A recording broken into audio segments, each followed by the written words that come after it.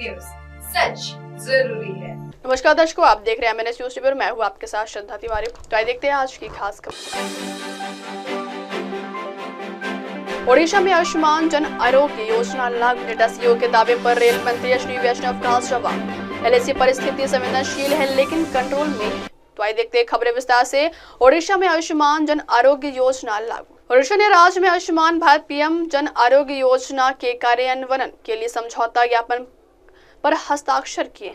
राष्ट्रीय स्वास्थ्य प्राधिकरण ने ओडिशा सरकार के स्वास्थ्य और परिवार कल्याण विभाग के साथ MOU पर साइन कर दिए। इसके साथ ही ओडिशा ABPMJ को लागू करने वाला 34वां राज्य केंद्र शासित प्रदेश बन गया। अब केवल राष्ट्रीय राजधानी दिल्ली और पश्चिम बंगाल में यह लागू नहीं है। नई दिल्ली के विज्ञान भवन में केंद्रीय स्वास्थ्य मंत्री जगत प्रकाश नड्डा की उपस्थिति में ओडिशा सरकार के साथ MOU पर हस्ताक्षर किए गए। इसके अलावा समझौते पर मुख्य कार्यकारी अधिकारी, राष्ट्रीय स्वास्थ्य प्राधिकरण और आयुक्त सह सचिव ओडिशा सरकार स्वास्थ्य और परिवार कल्याण विभाग ने भी साइन की। स्वास्थ्य मंत्रालय के एक अधिकारी ने बताया कि सरकार बच्चे, राज्यों और केंद्र शासित प्रदेशों को इस योजना में शामिल करने के लिए प्रयासरत है। केंद्रीय मंत्री और बीजेपी अध्यक्ष JP नड्डा ने कहा, आज हर बड़ा ऑपरेशन आयुष्मान भारत के अंतर्गत कवर किया जाता है। अगली खबर, मेटा CEO के दावे पर रेल मंत्री अश्विनी वैष्णव का जवाब। रेल मंत्री अश्विनी वैष्णव ने मेटा के CEO मार्क जुगरबर्ग के एक हालिया दावे को खारिज कर दिया। जुगरबर्ग ने कहा था कि 2024 चुनावों में भारत सहित कई देशों की सरकारें कोविड के बाद हार गई। इस पर रेल मंत्री ने कहा कि मेटा जैसे बड़े प्लेटफॉर्म के प्रमुख का ऐसी गलत सूचना फैलाना निराशाजनक है।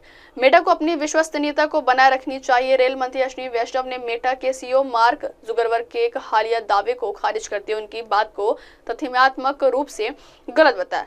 जुगरबर्ग ने कहा था कि 2024 चुनावों में भारत समेत कई देशों की सत्तारूढ़ सरकारें कोविड के बाद हुए चुनावों में हार गई। इस पर प्रतिक्रिया देते हुए वैष्णव ने सोशल मीडिया प्लेटफॉर्म X पर लिखा था कि भारत में हुए 2024 के चुनावों में 640 मिलियन से अधिक मतदाताओं ने NDA सरकार और PM मोदी पर अपना विश्वास फिर से जताया। वैष्णव ने बताया कि भारत सरकार ने कोविड महामारी के दौरान 800 मिलियन लोगों को मुफ्त राशन, 2.2 अरब मुफ्त वैक्सीन डोज और कई देशों को सहायता दी।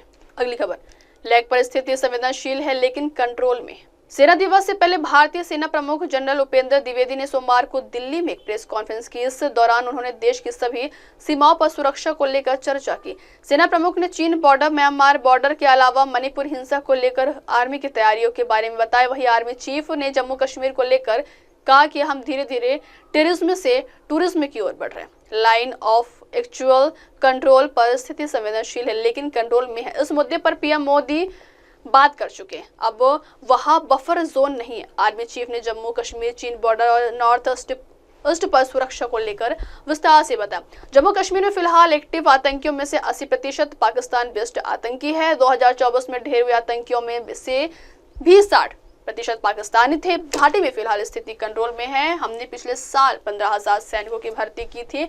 जम्मू कश्मीर की स्थिति पूरी तरह से कंट्रोल में। अब वक्त तो चला दर्शकों ब्रेक से लौटने के बाद देखेगा देश और दुनिया की तमाम बड़ी खबरें। बने रहिए MNS न्यूज टीवी पर। नमस्कार। आप देख रहे हैं MNS न्यूज, सच जरूरी।